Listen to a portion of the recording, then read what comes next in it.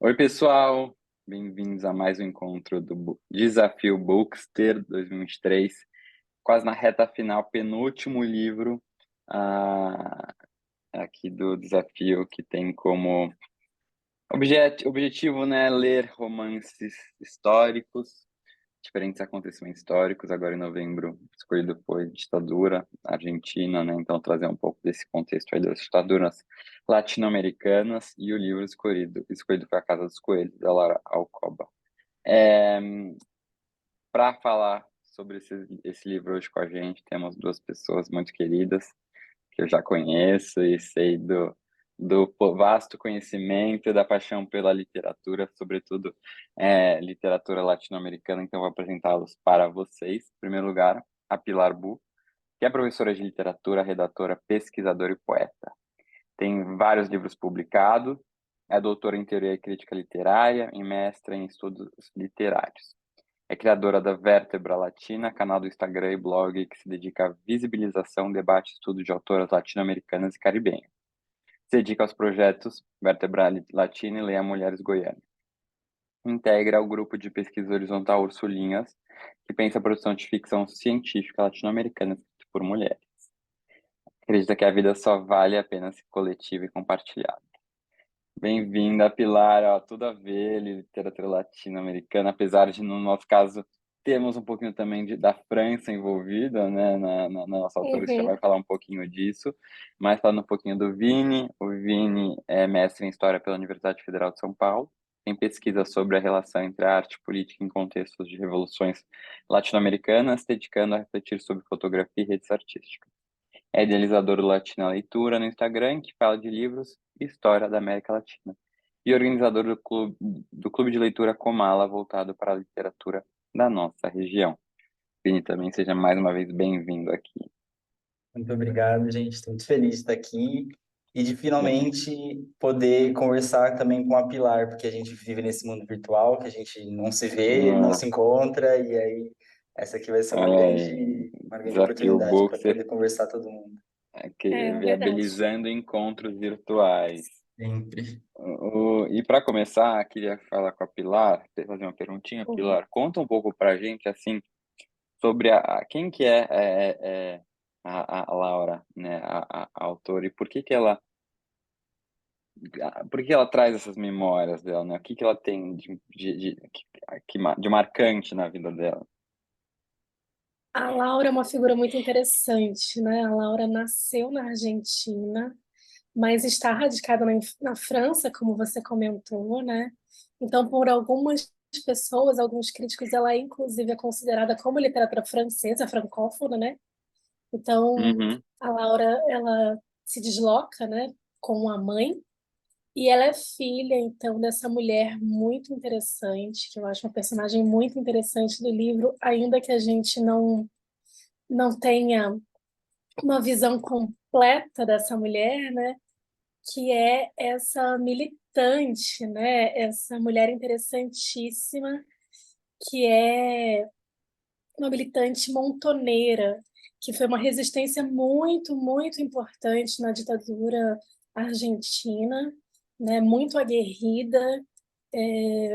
Então ela vem com essa história, com essa memória, com essa obra totalmente ancorada nesse desejo de lembrar o passado e de mostrar essa infância atravessada por essas fraturas e por essas fendas da ditadura, né? Então, a partir de hoje, vamos viver na clandestinidade. É isso que a mãe diz para ela.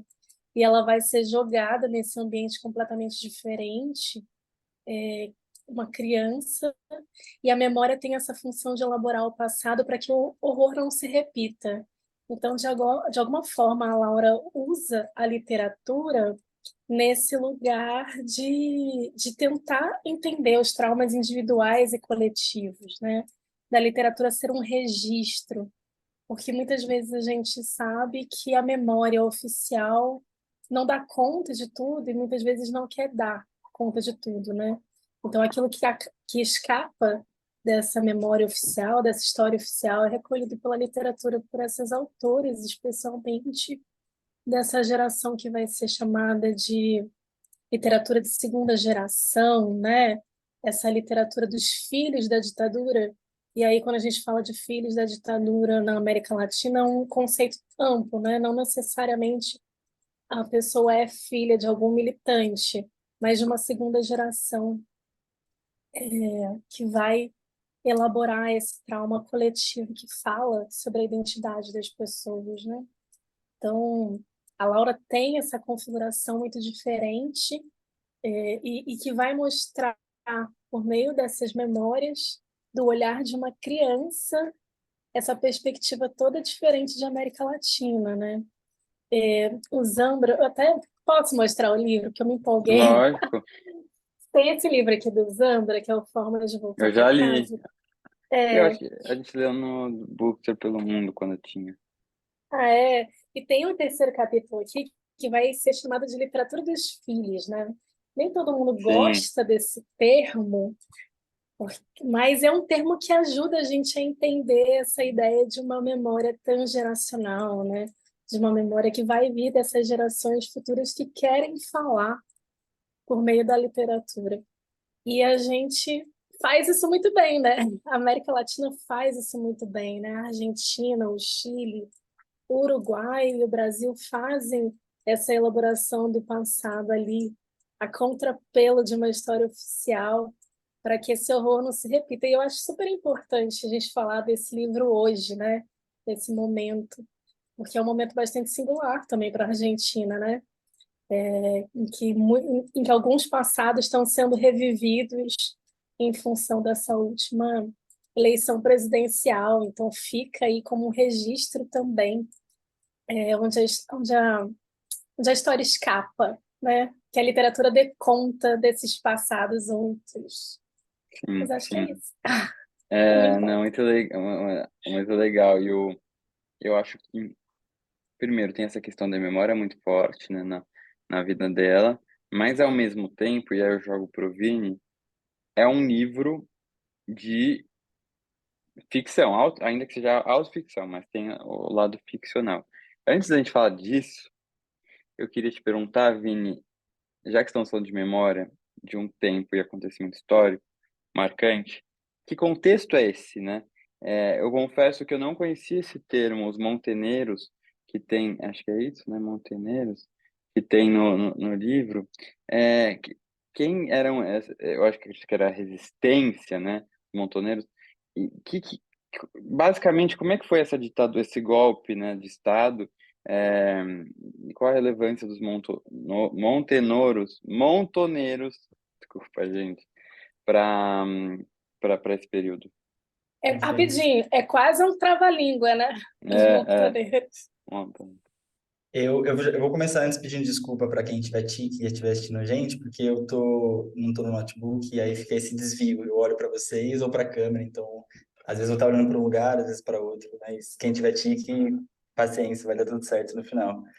Mas eu acho, acho que falar dos montoneiros, esse contexto em que o livro se passa, né? A gente tem duas informações ali de tempo, que o livro começa em 1975 e termina logo após o golpe da ditadura da junta militar argentina em 76, né? E, e aí eu já amarro também com o que a Pilar acabou de comentar sobre a memória, né? Esse século XX argentino, ele tem uma relação, uma construção de memória bem específica, embora compartilhe coisas com outros países do Cone Sul, aqui da região que vivenciou também processos de ditaduras, né? Mas no caso argentino, a gente tem duas figuras bastante emblemáticas e que eu preciso comentar antes sobre elas para poder contextualizar esses montoneiros, né? Que é o Juan Domingo Perón e a Evita Perón. O Juan Domingo Perón é essa figura contraditória que movimenta paixões e ódios e que hoje e que atualmente ainda faz parte da política argentina, ainda que ele tenha falecido lá em 73, 74, 73, porque se permaneceu uma memória em disputa do Juan Domingo Perón e também da Evita Perón. E os montoneiros são parte desse cabo de guerra da memória pelo Perón naquele contexto, porque O Perón, ele teve 3 mandatos na história argentina, 3 mandatos na presidência da história argentina, né? O primeiro, em 1946, a partir ali de um golpe, no qual ele participou como parte, ele tem uma trajetória militar, né? Ele chegou nos altos escalões do exército argentino, e em 43 teve um golpe do qual ele participa dentro do exército, assume ali 2 cargos importantíssimos, que é o de secretário do Trabalho e Previdência e ministro da Guerra. E esses cargos são importantes porque, enquanto secretário do Trabalho e da Previdência, ele começa a mediar os interesses de uma classe trabalhadora emergente, né? E aí, um parênteses, esse é um processo que acontece na América Latina de modo geral, assim, você tem essa emergência da classe trabalhadora se organizando e reivindicando melhores condições de trabalho. Então, muitos governantes precisaram lidar com esse protagonismo dos trabalhadores, e o Perón foi uma dessas lideranças que conseguiu mediar esses conflitos e essas intenções e desejos e lutas da classe trabalhadora. Isso enquanto secretário de Trabalho. Em 46 ele assume a presidência.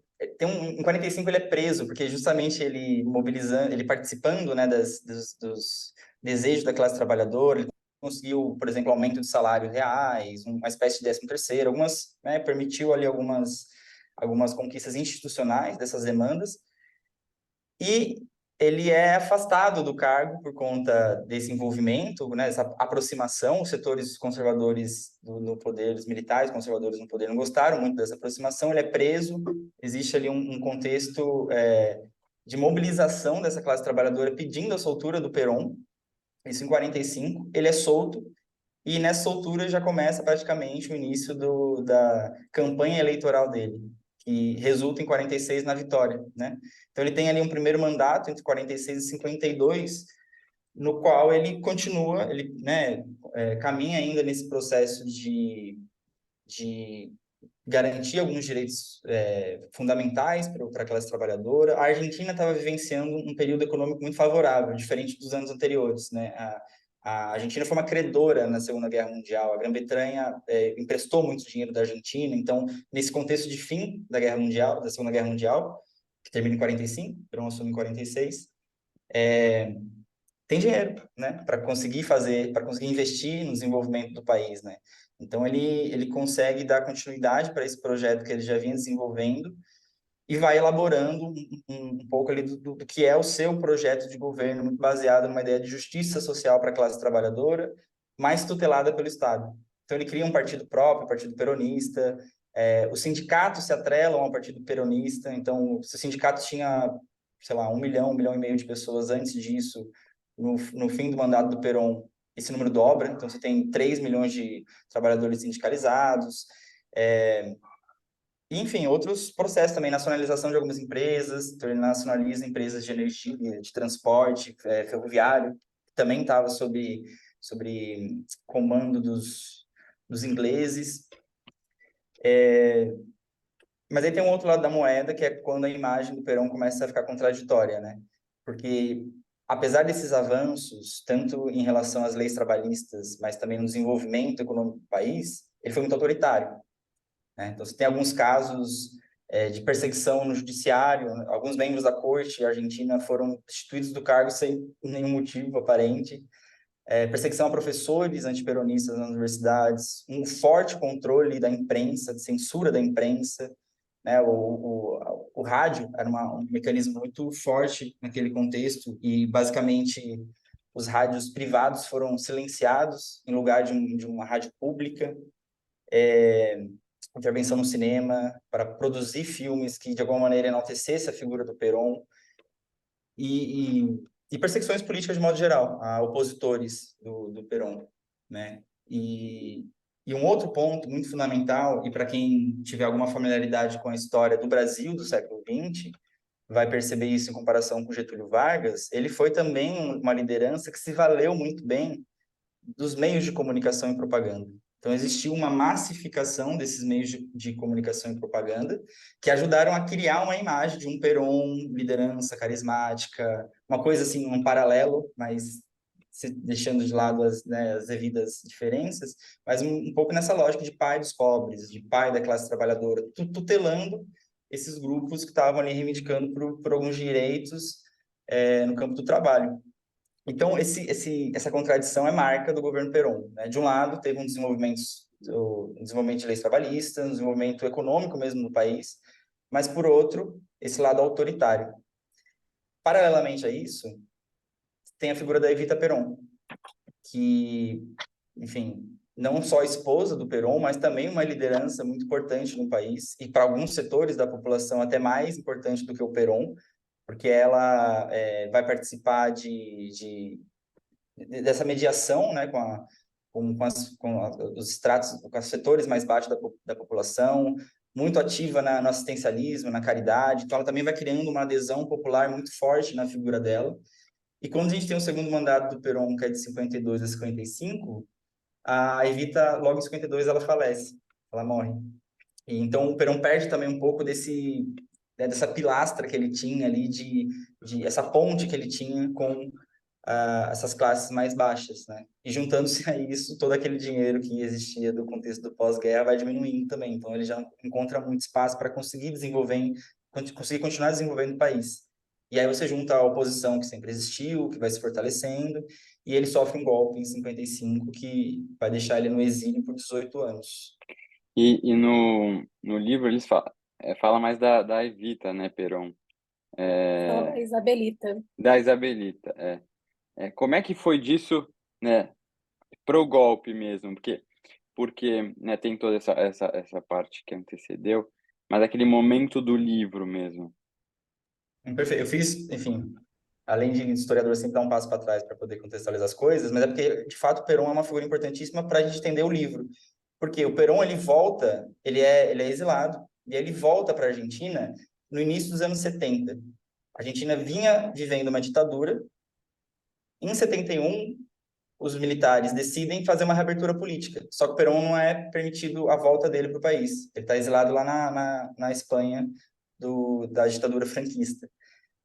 E aí, nesse contexto que surgem os montoneiros.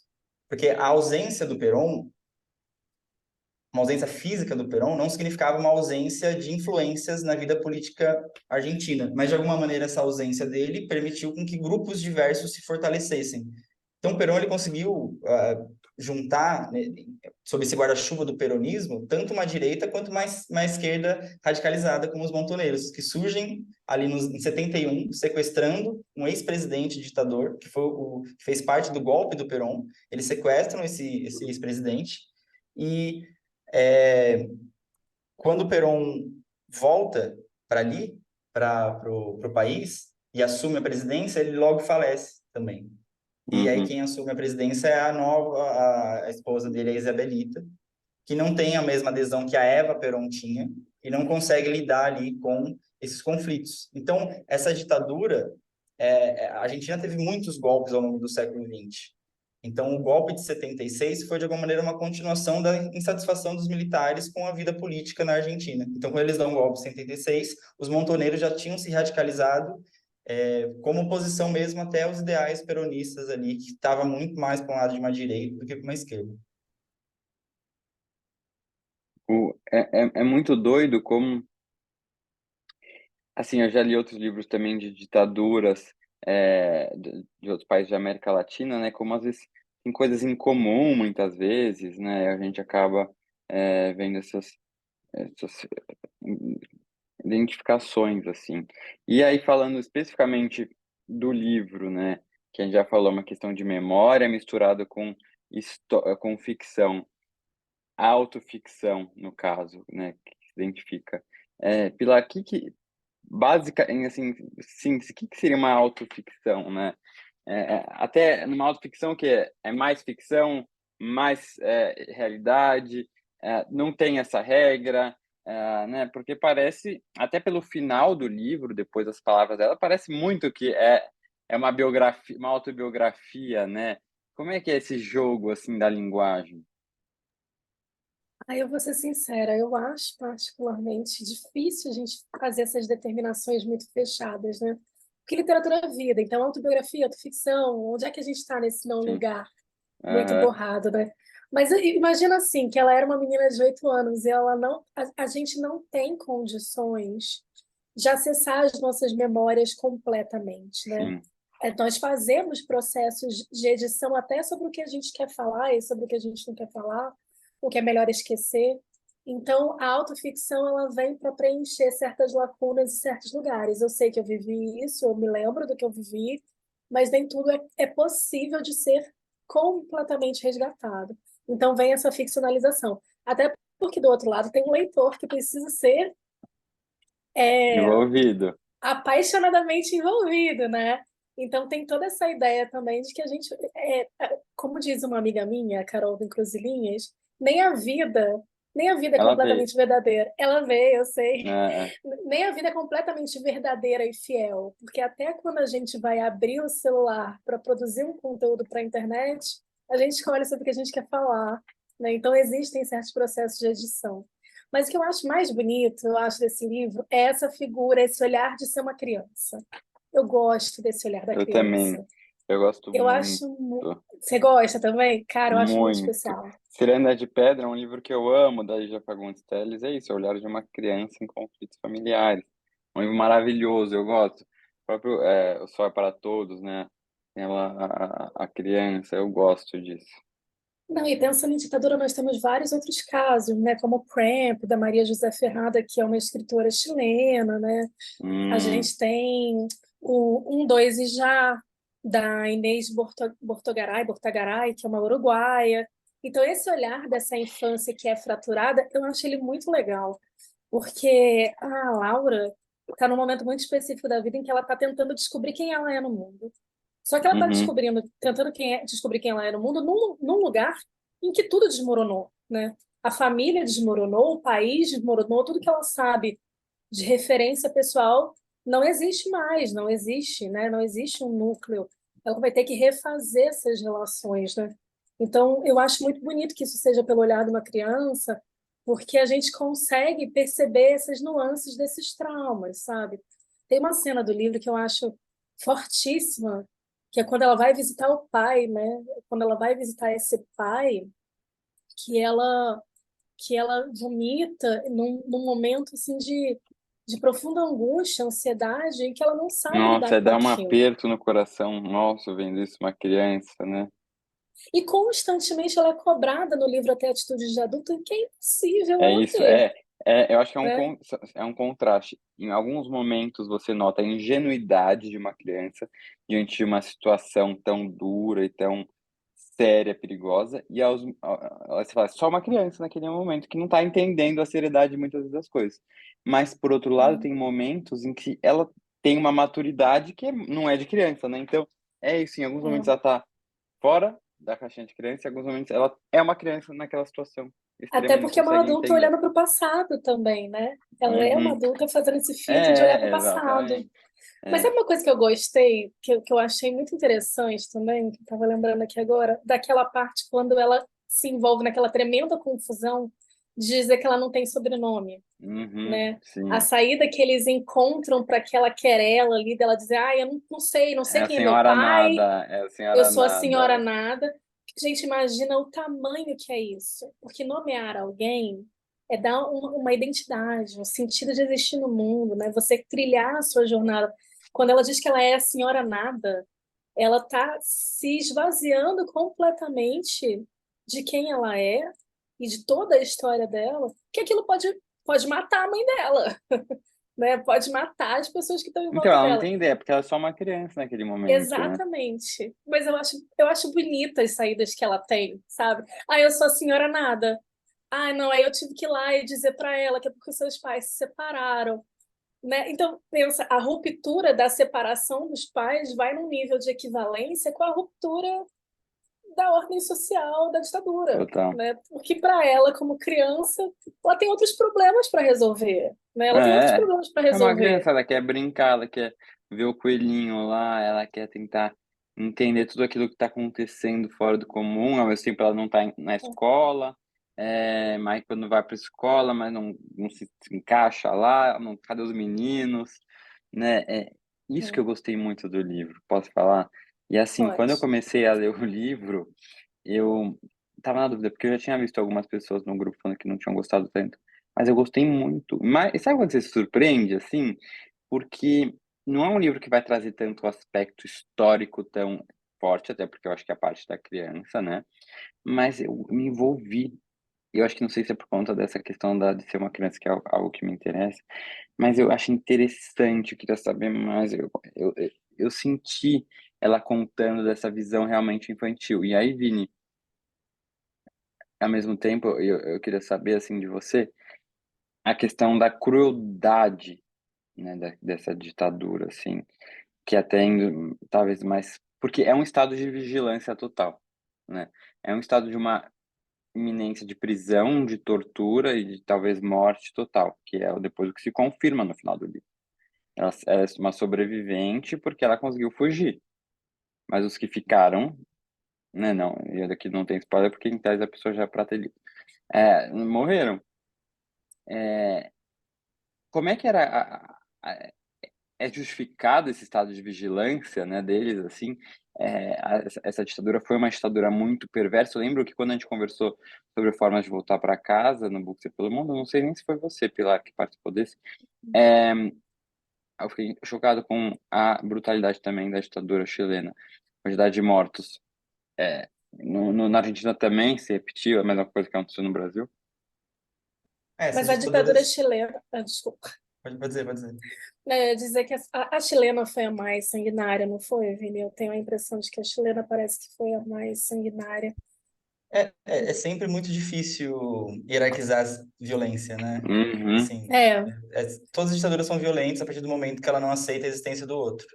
uhum, Então, se matou 2.000 a mais, 2.000 a menos, matou 2.000 pessoas, né? E não importa. é sempre, a ditadura é sempre um processo muito, muito, muito, muito violento. E a gente às vezes perde de vista, e eu acho que isso tem a ver com o que o Pedro perguntou, muitas vezes a gente vai estudar na escola mesmo, vendo documentários, essas coisas assim, a gente sempre acha que ditadura é o governo militar que tomou o poder e está lá. A gente se perde a dimensão de como essa violência, esse terrorismo de Estado se circula em diferentes camadas da vida, né? Uhum. Então, e aí eu concordo muito com vocês, assim, esse livro ele é bem ele traz uma sensibilidade que eu acho que não traria tendo uma narradora que não fosse uma criança. Porque você vê esse mundo que é, per si, violento, mas pelos olhos de uma criança que está tentando só ser uma criança, torna essa violência num lugar ainda mais doloroso, assim, né? E, enfim, a gente perde um pouco a dimensão de que a ditadura ela não é só um bando de militar que está no poder, que tomou o poder, que está lá governando, né? Existe toda uma ideologia que sustenta esses militares que estão no poder e que grande parcela da população compra essa ideia, né? E aí vem, por exemplo, esse estado de vigília constante, né? É o medo dos vizinhos, que é o que vocês comentaram do sobrenome, né? Você não pode confiar no seu vizinho, porque você não sabe se o seu vizinho é um adepto ou não do governo militar que está no poder. E aí você não pode confiar nem mesmo nas pessoas que são os que restaram como seu único elo. Ou seja, você não pode nem confiar nos integrantes do seu próprio grupo, porque ali pode ter um infiltrado. Você tem que, mesmo levando um integrante do seu grupo para alguma outra localidade da cidade, você precisa tampar o olho dessa pessoa, porque se ela for presa e ela vai ser torturada, você não sabe como a pessoa aguenta a dor. Até qual é a dor, né?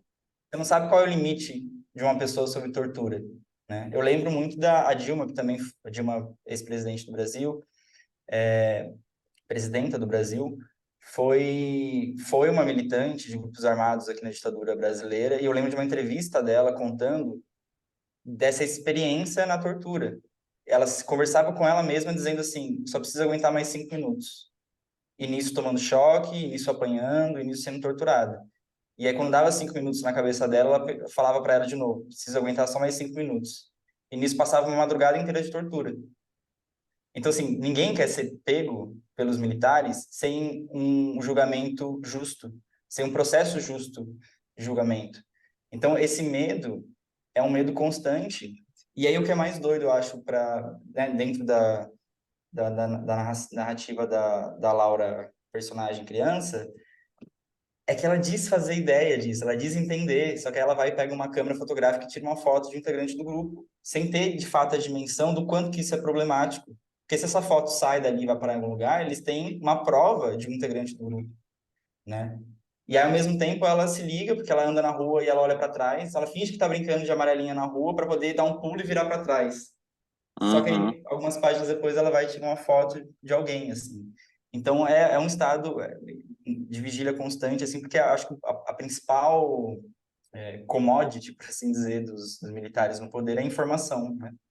Então, quanto menos informação você, enquanto militante na clandestinidade, der para quem está no poder, você garante sua sobrevivência.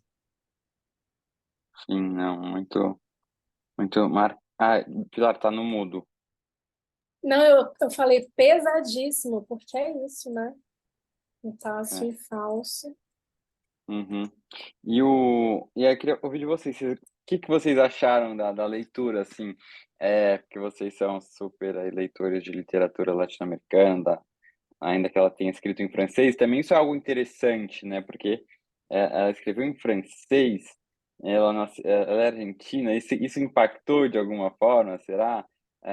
Né, essa escrita, mas queria saber a impressão de vocês como leitores também apaixonados pela literatura da história latino-americana.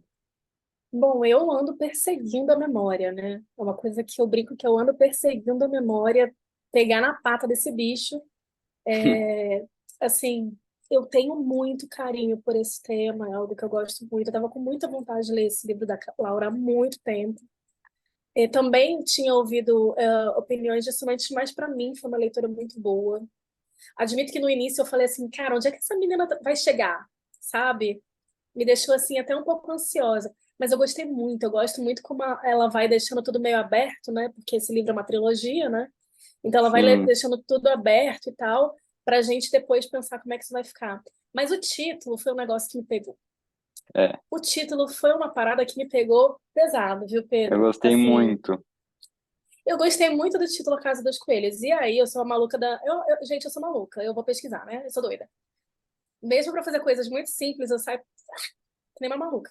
E aí eu descobri que o título oficialmente em francês ele se chama Maneges. Eu não sei se é assim que fala, não. Para quem souber francês bem, me ajuda aí. E encontrei duas traduções. Uma que diz que Maneges seria carrossel. Então a gente poderia pensar nessa ideia das trampas, né, das brincadeiras que são feitas ali por essa menina que quer de alguma forma viver a infância, mas está num lugar de limbo, né, de entre lugar. Mas a minha mãe, que é alguém que sabe muito francês, me disse que também tem um outro tipo de tradução que seria artimanha. E eu acho que a Hum, artimanha também funciona bem para esse livro, porque ele é cheio de artimanhas, de voltas, de viradas, né? A própria ideia do Poe ali naquele texto que vai aparecer é muito bom, gente, porque ninguém coloca Poe em lugar nenhum sem uma justificativa muito importante. Então, eu gostei muito dessa ideia de carrossel que eu li, e gostei muito dessa ideia de artimanha. Eu acho que são possibilidades da narrativa. Agora, sobre ela escrever em francês, isso é muito comum, Pedro. É muito comum que pessoas é, que viveram traumas coletivos muito grandes, quando hum, elas se deslocam, né, quando elas vão para o exílio, elas se deslocam, elas fazem essa migração para um outro país, elas tendem a escrever na língua desse outro país, porque é o que eles chamam de distância de segurança. Isso acontece, por que exemplo, interessante. recentemente. Isso acontece recentemente, por exemplo, com a publicação do Madre Selva, aqui no Brasil, da Ângela Quartas, que é uma colombiana. Ela escreveu o livro em português e lançou em português. Porque, muito provavelmente por essa justificativa também, não perguntei para a Ângela, mas poderia. Mas muito provavelmente por essa justificativa de que o distanciamento da língua me permite elaborar as questões que eu vou tratar no livro de uma forma menos dolorosa, talvez, né? Menos Uhum, difícil. Isso é muito comum. Isso é muito comum com sobreviventes do Holocausto, com sobreviventes de ditaduras latino-americanas. Isso não é uma coisa difícil de acontecer, não.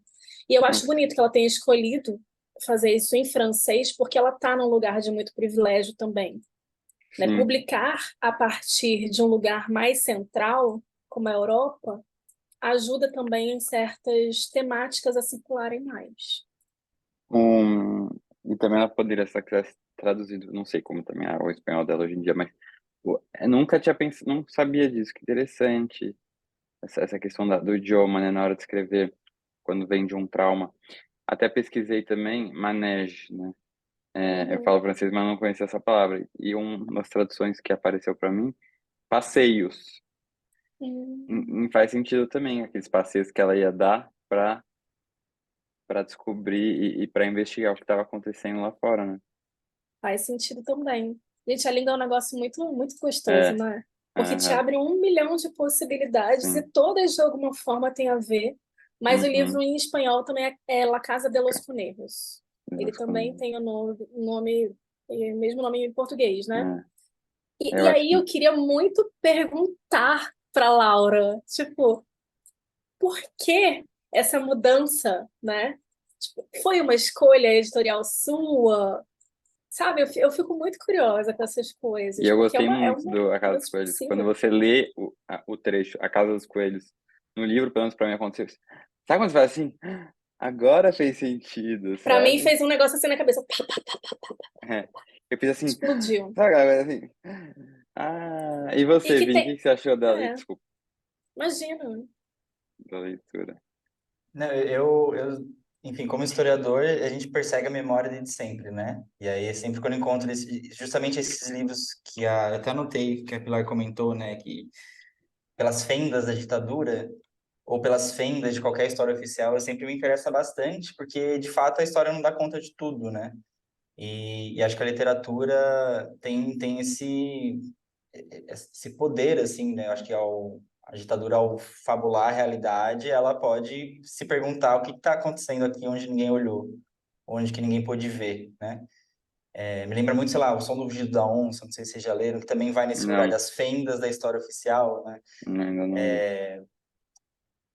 Mas, enfim, aí eu achei uma leitura muito gostosa apesar de toda a violência envolvida, mas uma leitura muito gostosa de ser feita, justamente quando tem esses momentos da infância dela, da criança sendo só uma criança, ela conseguindo Uhum. ser uma criança apesar de todas as adversidades, assim.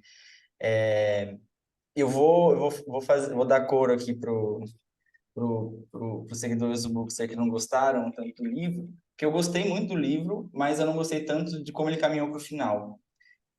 Enfim, como todo mundo que está assistindo já leu, assim, eu estava envolvido com a história, tinha esquecido daquele começo em que ela traz esse tom mais de vou dar um testemunho, então eu já estava dentro da história vivenciando ali, aí quando ela volta mais o presente, né, revisitando o espaço e comentando assim, quebrou um pouco dessa magia construída da ficção, me trouxe de volta para a realidade, o que é ótimo, considerando que esse livro tem esse contato com a memória muito direto, assim, então é importante no final do livro você voltar para a realidade para você não esquecer que ele é uma ficção, mas que ele está ali tangenciando vários assuntos que relacionados a um evento histórico emblemático da Argentina. Mas eu não, enfim, não gostei tanto de como foi construído esse final, assim. Acho que as coisas caminharam muito rápido. Acho que esse processo da saída delas da clandestinidade para o exílio ter sido um processo rápido, acho que ele acabou refletindo numa construção muito rápida do final.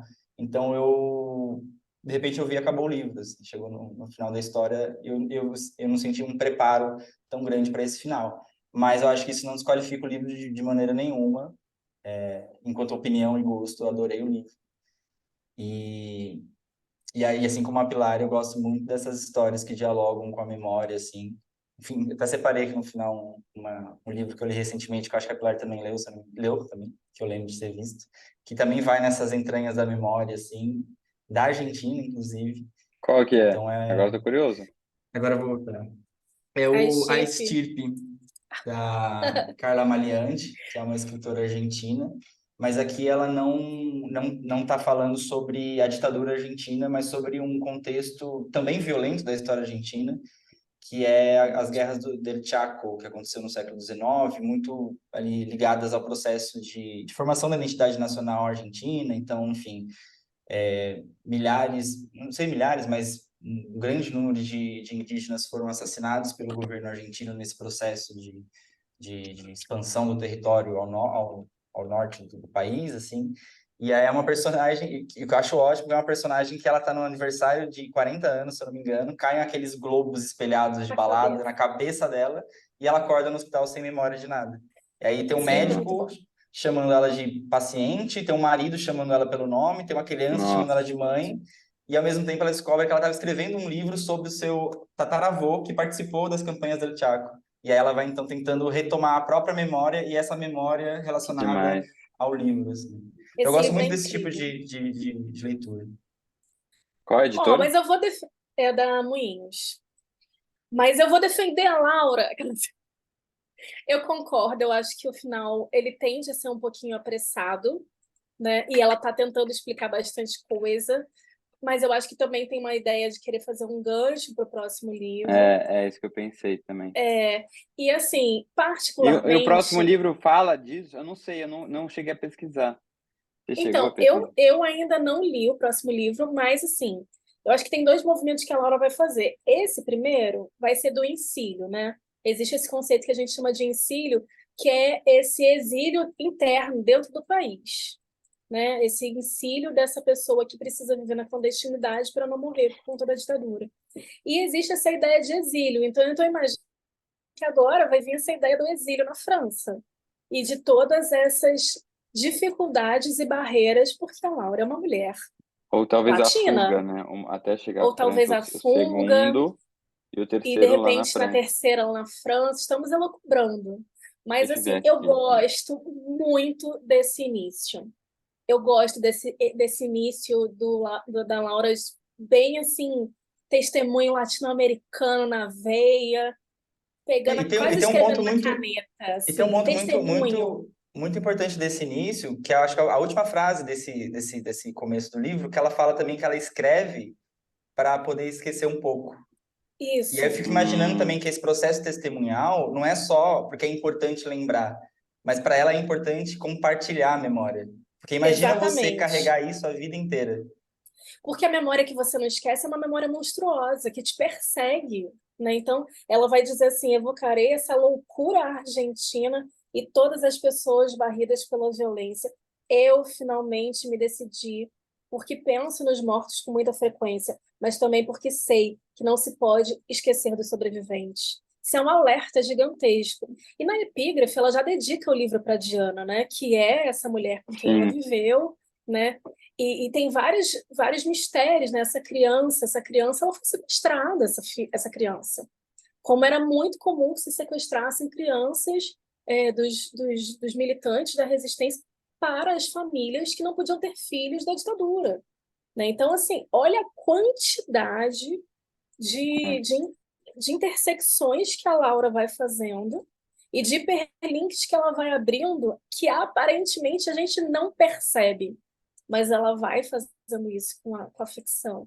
Pô, eu acho assim, acho muito legal. E eu também acho que esse final é muito explicadinho, porque ela vai encontrar, né, a pessoa lá que é parente da Diana e tal, não sei o quê.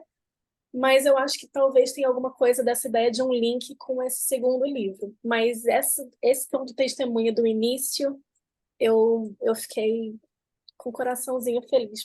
Aquela assim, Como professora de literatura falou: Olha aqui, ela está marcando o território de testemunho. não, Mas e é assim, isso. Como historiador, eu odeio livros ficcionais que tem aquele personagem que é o professor de história. Ainda que ele não seja, mas ele aparece para te explicar o Uhum. contexto histórico. Ela vai diluindo isso nesses pequenos pontos que a Pilar comentou. Então, assim, é um grande mérito de contar essa história cheia de elementos importantes a serem contados sem precisar ser enfadonha, de ficar explicando e tal. É só realmente o final que não me pegou muito na construção, Eu, mas eu, todo o eu, resto pes- do livro é muito bem feito. eu pesquisei aqui rapidinho, o segundo realmente é da Exílio. Que é a Azul das Abelhas. Em Azul das inglês é The Abelhas. Rabbit House também, então a Casa dos Coelhos. E o terceiro, eu acho que em espanhol chama Através do Bosque. E é uma coisa meio diferente, eu acho. Ela vai a partir de um acontecimento. Eu acho que é esse. A última não, acho que não. Não tô achando o O terceiro terceiro da. o terceiro a gente ainda não tem publicado no Brasil. Será que ele já foi É, eu escrito? tô Aquela tentando assim, a louca. procurar. Ah, será que não? Não sei. Ah, entendi. Pode Eu ser. não sei mesmo, porque eu acho que tem saído bem colado, né? Eu não sei. Não sei qual é a data de publicação dele. Ah, É não, tem sim. 2014, né? A Dança da Aranha. A Dança da Aranha. É, a Dança Os da bichinhos Aranha. aí, né? Os bichinhos aí, É, ó, rolando. acho por isso talvez que eles quiseram, sei lá. Bom, então. Ah, mas gente, eu adorei. Realmente, me deu vontade de saber de Deus próximo. Ah, Fiquei eu bem também fiquei. animado. É, e achei uma leitura tranquila de ler, apesar da temática ser super dura e tal. Acho que esse lado da infantil acaba trazendo um certo alívio, assim, né? Uma visão mais ingênua, talvez, assim, mais de alguém que não está entendendo tão bem o que está vendo. Isso, o leitor, às vezes, né, às vezes a gente lê tanta tragédia. Então, eu gostei, adorei conversar aqui com vocês. Acho que esses tipos de memória acabam realmente, como o Vini disse, né, da importância da gente relembrar disso e voltar à realidade, para que isso não se repita. E caiu como uma luva também no momento histórico da Argentina que a gente está vivendo agora. Estamos chegando no nosso tempo, infelizmente. Pessoal que ficou aí em casa nos assistindo, obrigado pelo carinho. Siga o Vini e a Pilar nas redes sociais, vocês vão poder aí dar o tchau deles. E nos encontramos para o último livro do mês, que vai ser o último olhar do Miguel Souza Tavares, que ele vai falar sobre pandemia, né? Para terminar com esse acontecimento histórico que é tão recente e, e palpável, né, nas nossas vidas, apesar, né, de muito traumático também. E ano que vem eu já tô com o tema do desafio na cabeça e tô bem animado. Bom, Pilar e Vini, obrigado mais uma vez. Sintam-se sempre bem-vindos aqui no Desafio Bookster. Podem deixar aí os tchauz de vocês, fazer o jabás que vocês quiserem. Vai lá, Vini. Bom, obrigado por possibilitar essa conversa com esse livro. Eu estou nas redes sociais como @latinaleitura, onde eu falo de literatura latino-americana e história da América Latina. Recentemente criei um espaço para discussão também de literatura latino-americana. Eu sou historiador de formação, então, ainda que eu me preocupe com as teorias literárias, e eu tento manter um olhar histórico para a literatura. Então, quem tiver também interesse nesse tipo de abordagem para a história da América Latina, é só me seguir lá nas redes sociais, no @latinaleitura. Eu queria deixar, Pedro, em 30 segundos, duas indicaçõezinhas. Lógico. Como eu sei que você é um viajante, eu tenho essa edição que não foi publicada no Brasil.